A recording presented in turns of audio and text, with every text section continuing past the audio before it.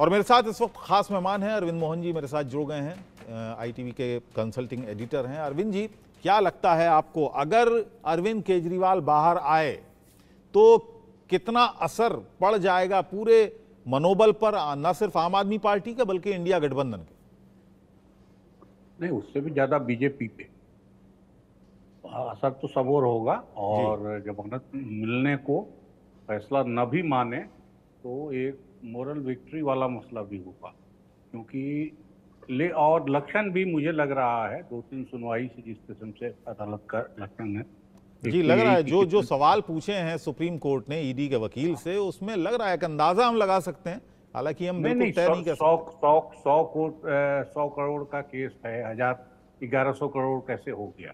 आज इस पे राजू को काफी परेशानी हुई ये सफाई देने में कि आपने 100 करोड़ से बात शुरू किया कि 100 करोड़ का घोटाला हुआ है और 1100 करोड़ का मामला कैसे पहुंच गया। फिर ये भी कि कब पुराने रिकॉर्ड दिखाइए कि कब उनका नाम आया है, किस गवाह ने उनका नाम लिया है। फिर पिछली सुनवाई के समय भी बहुत साफ कहा था कि चुनाव को कंसीडर करते हुए हम जमानत दे सकते हैं, आप पूरी तैयारी के साथ आइए।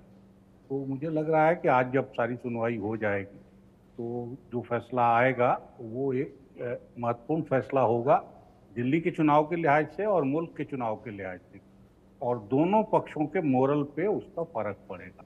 और अदालत को ठाकुर सुहाती, मेरे ख्याल इस लेवल पे ठाकुर सुहाती अदालत नहीं करती है।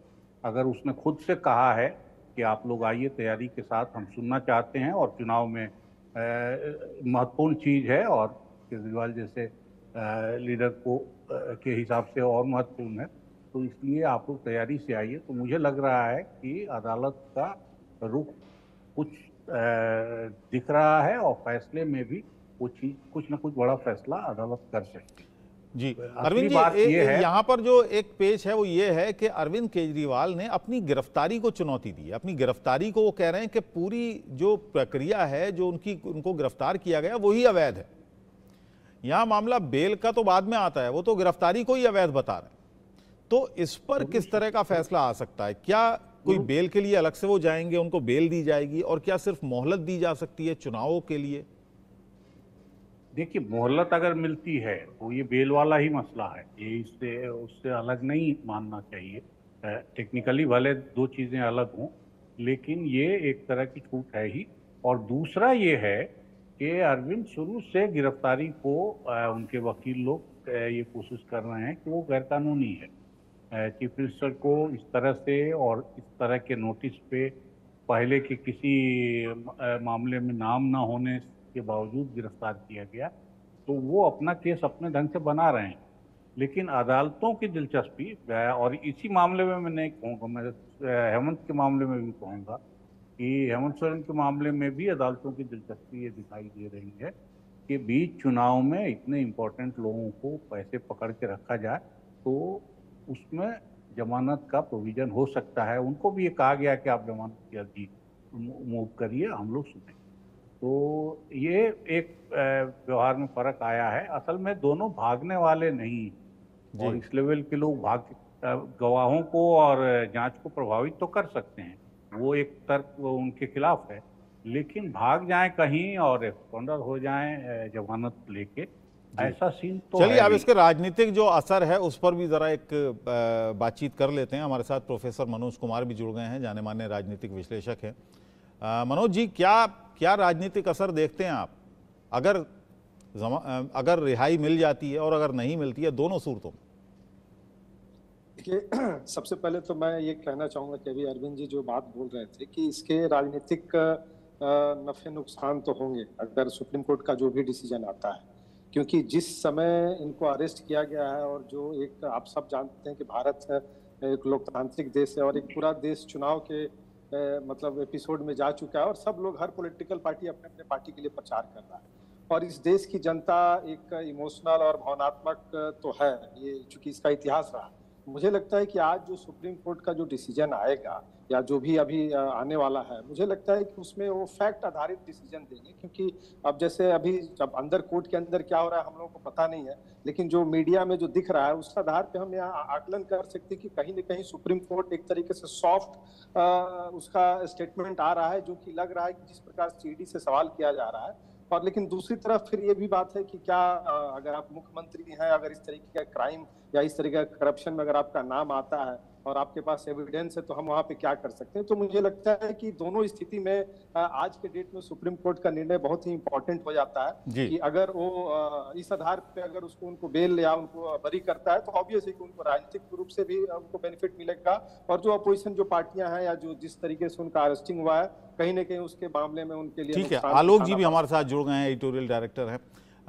आलोक जी, अगर अरविंद केजरीवाल को रिहाई मिलती है, सुप्रीम कोर्ट से राहत मिलती है और सुप्रीम कोर्ट ये बात मानता है कि हाँ गलत तरीके से गिरफ्तार किया गया, या इतना भी छूट दे देता है कि वो चुनाव की मोहलत हासिल कर लें, तो ऐसे में उस बात को और बल मिल जाएगा जो इंडिया गठबंधन के नेता उठाते रहें कि ईडी और सीबीआई का गलत इस्तेमाल राजनीतिक रूप से भारतीय जनता पार्टी कर रही है, सरकार कर रही है। ठीक है अबुल जी, अभी फैसला आएगा तो तब पता चलेगा ही, लेकिन हाँ ये बहुत ही एक संवैधानिक दृष्टि से एक ऐतिहासिक फैसला होगा, अंतिम जमानत भी, क्योंकि उसके बाद यदि कोई हत्या के प्रकरण में दर्ज है बिहार में, बंगाल में, किसी भी तमिलनाडु में, या किसी ऐसे और गंभीर अपराध में, क्या उसके बाद भी उसको भी ऐसी जमानत मिलेगी? क्या चुनाव के प्रचार के लिए 100 करोड़ रुपया जिसका आरोप है, यदि फिर वही तो काम करने के लिए उनको आना है? मैं तो ये मानता हूं कि जो चुनाव का संयोजक है पार्टी का, उसका तो काम है किसको कैसे पहुंचाया जाए पैसा। तो क्या एक और बार भी इस तरह की छूट सुप्रीम कोर्ट देगा कि आइए काला धन यदि कहीं पर बिहार में रखा है, झारखंड में रखा है, बंगाल में रखा है, दिल्ली में रखा है, तेलंगाना में रखा है, तो आप उसको बांट सकते हैं जाकर के। ये उसी तरह का प्रावधान है। मैं तो इसलिए मानता हूं कि सुप्रीम कोर्ट फिर भी सुप्रीम है, वो तो फांसी की सजा से भी मुक्त कर सकता है। राम जेठमलानी तो जो इंदिरा गांधी की हत्या करने वाले उसकी भी पैरवी कर रहे थे, इसलिए अभिषेक सिंघवी या केजरीवाल जी जो मांग कर रहे हैं, मैं नहीं कह रहा कोई ऐसा आरोप है, लेकिन सुप्रीम कोर्ट को सोचना होगा कि यदि उनको कर सकते हैं तो कल किसी और व्यक्ति को कैसे बना करेंगे। एक तरफ वो कह रहे हैं कि नहीं, विशेष परिस्थिति जैसे किसी की मृत्यु परिवार में हो जाए, जैसे हेमंत सोरेन जी को दी गई, या किसी की मृत्यु या कोई कारण ऐसा हो, स्वास्थ्य का कारण हो, तो जमानत का प्रावधान सुप्रीम कोर्ट जरूर करता है। लेकिन क्या चुनाव प्रचार, चूंकि आप ऐसे पद पर हैं, कल कोई सीईओ है वो कहता है जी मेरा कंपनी में 10,000 करोड़ है और 25,000 लोग बेरोजगार हो जाएंगे, मुझे छोड़ दीजिए, मुझे तो जाकर के काम करना है। एक नजीर बन जाएगी, एक नजीर बन जाएगी। आप कह रहे हैं क्या पहले कभी किया ही नहीं जिंदगी, पहले कभी इस तरह की जमानत किसी को नहीं मिली? विशेष परिस्थितियों के नाम पर क्या पहले कभी किसी को जमानत नहीं मिली? स्वास्थ्य कारणों से, मैंने इसलिए कहा कोई बहुत ही इमरजेंसी किसी का मर रहा है, माँ बाप भाई बहन या खुद, तो ऐसी स्थिति में उसको जमानत का मिली है। लेकिन ये मामला असाधारण है। वो देश के एक बहुत बड़े नेता हैं, प्रधानमंत्री पद के दावेदार। कल पप्पू यादव पर कितने प्रकरण चले? शरद यादव जेल से लड़े थे चुनाव, जब जीते 74 में जेल से लड़े। आप जेल से लड़िए। नहीं, बहुत सारे नेता जेल से लड़े हैं, बहुत सारे नेता जेल से लड़े हैं, लेकिन यहाँ पर सवाल जो उठ रहा है वो ये उठ रहा है कि क्योंकि वो पार्टी के कन्वीनर भी हैं। हमारे साथ विनीत जिंदल भी जुड़ गए हैं, सुप्रीम कोर्ट के वकील हैं। विनीत जी, आपको क्या लगता है इसमें? हमें थोड़ा सा लीगल पॉइंट बताइएगा कि किस तरह से जो सुप्रीम कोर्ट का जो रुख हमने देखा, जो सवाल क्योंकि सुप्रीम कोर्ट ने पूछे हैं एसवी राजू साहब से, जो ईडी के एडवोकेट हैं, उनसे जो सवाल पूछे हैं उनके आधार पर हम एक अंदाजा लगा रहे हैं कि एक सॉफ्टनेस नजर आ रही है सुप्रीम कोर्ट की तरफ से अरविंद केजरीवाल को लेकर। देखिए, आज सुबह से जो भी हेयरिंग और पिछली भी जो हेयरिंग हुई थी, उसमें एक बहुत इंपॉर्टेंट चीज देखने वाली है। जो सर्वोच्च न्यायालय के दोनों जजेस जो है, उन्होंने अपने जो वहाँ पे वक्तव्य दिए हैं, जो भी आर्गुमेंट के टाइम पे जो भी सबमिशंस आए, उसके बाद जो उन्होंने पूछा, उसमें एक चीज बहुत स्पेसिफिकली देखने वाली है कि सुप्रीम कोर्ट बात कर रही है स्पेशल सर्कमस्टांसेस, और वो स्पेशल सर्कमस्टांसेस, ये बात हम कहें कि अरविंद केजरीवाल के जो वकील हैं उनकी तरफ से उस तरीके से नहीं रखी गई, और वो इलेक्शन के ग्राउंड पे परमानेंट बेल ग्रांट करने की बात कर रहे थे। लेकिन सर्वोच्च न्यायालय ने स्पेशल सर्कमस्टांसेस इलेक्शन के बिहाफ पे ये कहते हुए इस बात को रखा है कि भाई इलेक्शन चल रहा है, 5 साल में एक बार इलेक्शन आता है, इसलिए, और अरविंद केजरीवाल संयोजक हैं आम आदमी पार्टी के, तो कहीं ना कहीं उनको लोकतांत्रिक जो प्रक्रिया है उसके अंदर भाग लेने के रूप में उनको छोड़ने की शायद यहाँ जरूरत है। तो ये सवाल जो है, ये सवाल बहुत पेचीदा है, क्योंकि आपकी जो अभी बहस चल रही थी, जो आपका प्रोग्राम चल रहा है उसमें मैं सुन रहा था, उसमें भी ये बात निकल के आई कि ऐसे बहुत सारे सर्कमस्टांस हो सकते हैं। तो क्या सर्वोच्च न्यायालय हर ऐसे मामले में जहां पे कोई व्यक्ति, चाहे वो चुनाव की बात करे, चाहे वो पारिवारिक जो चीजें होती हैं उनकी बात की जाती है, क्या हर मामले में जमानत देता है? यहाँ पे देखने वाली चीज एक ये भी है कि अरविंद केजरीवाल सीएम पोस्ट पे बैठे हुए हैं। क्या सर्वोच्च न्यायालय ने अब तक इस बात को कंसिडरेशन में लिया कि अगर वो छूटते हैं, उनको इंटरिम बेल दी जाती है, तो उसका इंपैक्ट कहीं इन्वेस्टिगेशन पे तो नहीं होगा? क्या वो इन्फ्लुएंस नहीं कर सकते विटनेसेस को? तो ये बहुत सारे सिनेरियोज हैं जिनको लेकर मुझे लगता है कि बहुत सारे सवाल खड़े हैं। पहले हम लोगों ने देखा है कि लोगों ने चुनाव लड़े हैं, चुनाव जो बड़े नेता हैं वो जेल के अंदर रहते हुए उनकी पार्टीज जो है वो चुनाव लड़ रही थी। तो ऐसा नहीं है कि ऐसा पहले नहीं हो, लेकिन न जाने क्यों अभी जो सिनेरियो चल रहा है उसके अंदर इलेक्शन को स्पेशल सर्कमस्टांसेस के रूप में देखा जा रहा है। मुझे लगता है कि कहीं ना कहीं एक कहें कि पॉजिटिवनेस इस पूरे मामले में सर्वोच्च न्यायालय ने जरूर दिखाई है अभी तक।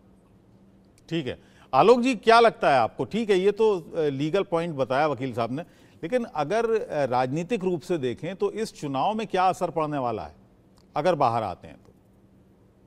देखिए, वो सही है, सहानुभूति की जो उन्होंने कोशिश उनकी है, पूरा केजरीवाल साहब की तो कोशिश यही थी ऐसे समय में गिरफ्तारी हो ताकि सहानुभूति मिले, बाहर आकर के वो अपना जेल का जो यात्रा है उसके बारे में बताएं और उसका सहानुभूति लेने का फायदा उठाएं।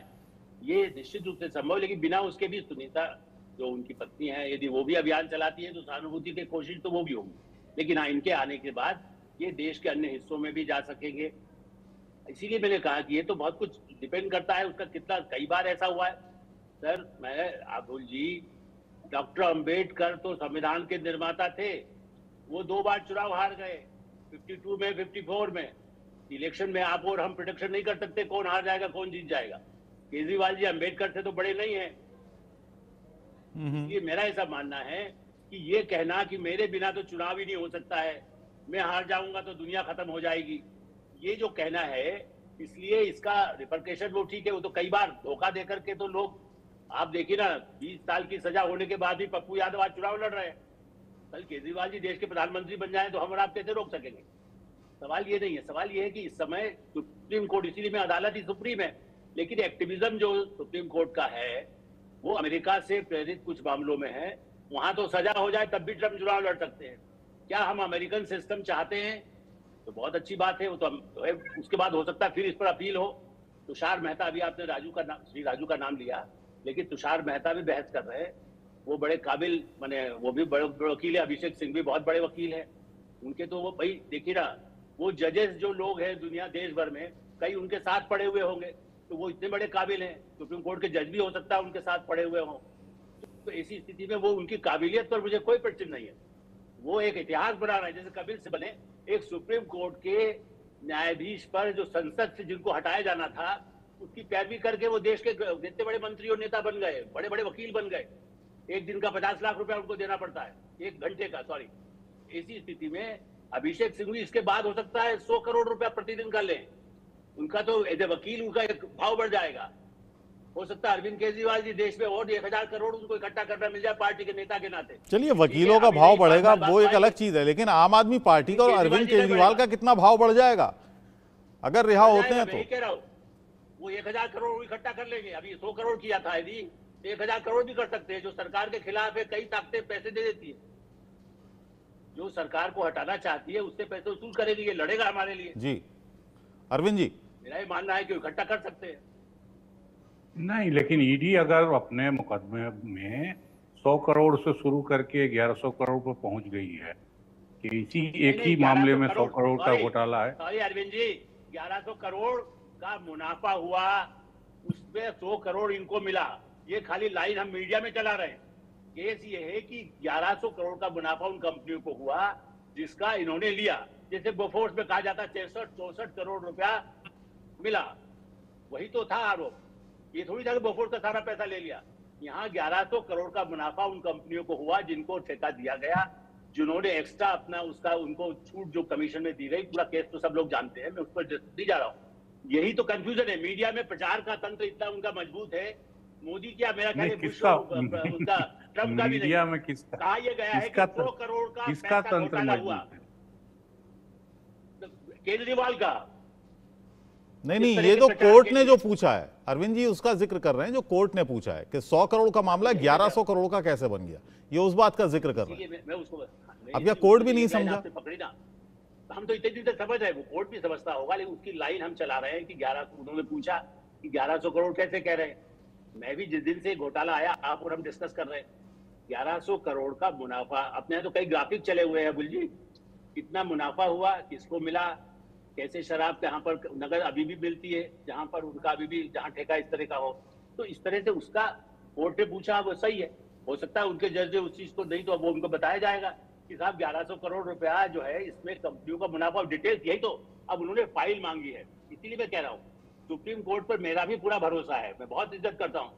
और कई बार ऐसे मामलों में जस्टिस भगवती ने अर्जुन सिंह के मामले में शराब की ही नीति को लेकर के शुरू में काफी कुछ ऐसे क्रॉस एग्जामिनेशन किया था जिससे लगा था कि सजा ही हो जाएगी। अच्छा, देरी का जो सवाल है, देरी का जो सवाल है उसमें नहीं ले रहे। हाँ अरविंद जी, देरी का जो सवाल है कि इतनी देर क्यों लगाई? आखिर अगर गिरफ्तार करना था तो एन चुनाव पे, तो उस पर जो जवाब ईडी की तरफ से आया, जो तुषार मेहता की तरफ से आया, वो ये था कि 6 महीने तक तो सम्मन टालते रहे, और हो सकता अगर सहयोग करते तो गिरफ्तारी की नौबत ना आती।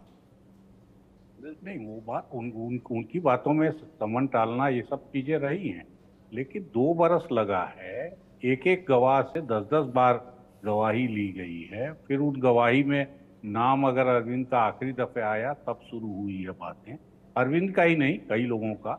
और हम जानते हैं कि कैसे गवाह छूटा, आंध्रा के तेलंगाना से इसका क्या किस किस्म का नाता है, वहाँ के अपराध से यहाँ के अपराध का रिश्ता जुड़ा, और जुड़ने के बाद फिर वो फैसले यहाँ तक नतीजा आया। और इसकी कीमत पॉलिटिकल दिल्ली में तो अभी जो भी बनी है, आप आंध्रा में देखिए, आंध्रा के तेलंगाना के चुनाव में अभी भी इसकी कीमत बीजेपी को देनी पड़ रही, क्योंकि वहाँ ये इम्प्रेशन बना कि एक शराब के खेल में भारत देशम पार्टी के परिवार के, उनके नेता के परिवार के लोगों को लपेटा गया, और दिल्ली के चलते उनको वहाँ गिरफ्तारी हुई है। तो वहां तो नतीजा दिखाई दे रहा है, मेरे ख्याल दिल्ली में भी नतीजा दिखाई दे रहा होगा, चुनाव में अभी भी उसका इम्पैक्ट कोई।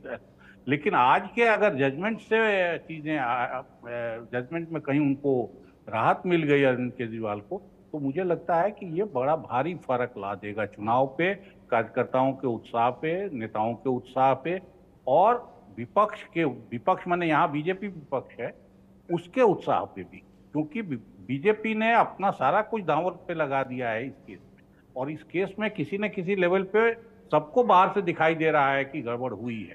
शराब नीति जिस तरह बदली गई, फिर तुरंत वापस उसको लिया गया, उन सब में कुछ ना कोई इतना शांति से। लेकिन जैसा छत्तीसगढ़ का मामला हुआ जी, छत्तीसगढ़ के मामले को उठाया गया और कहाँ तक पहुंचा, और फिर पता लगा कि चुनाव के बाद चीजें जस की तस आ गई, वो एक अधिकारी तक जाके सब चीजें रुक गई। तो क्या दिल्ली का मामला भी उसी तरह का है कि गड़बड़ हुई है, लेकिन गड़बड़ के दोषी दूसरे हैं, अरविंद केजरीवाल नहीं है, या अरविंद केजरीवाल किंगपिन है जो ईडी स्थापित करना चाहता है? तो अदालत ही अगर इस पे सवाल उठा रही है कि 2 बरस क्यों लगा, अमाउंट क्यों बढ़ गया, चुनाव मसला है, फिर इतने जिम्मेवार पद पर बैठे आदमी को से खाली नहीं रहना चाहिए, एक राज्य का मुख्यमंत्री है, तो अदालत अगर ये सब सवाल उठा दे तो फिर ये लगता है कि अदालत। चलिए, इस वक्त की बड़ी खबर बता दें, अब अरविंद केजरीवाल की जमानत पर परसों सुनवाई होगी। अब गुरुवार को सुप्रीम कोर्ट सुनवाई करेगा। अंतरिम जमानत पर बेंच कुछ कहे बिना उठ गई। इस वक्त की बड़ी खबर, अंतरिम जमानत पर फिलहाल कोई आदेश सुप्रीम कोर्ट की तरफ से नहीं आया है। आशीष सिन्हा इस वक्त मेरे सहयोगी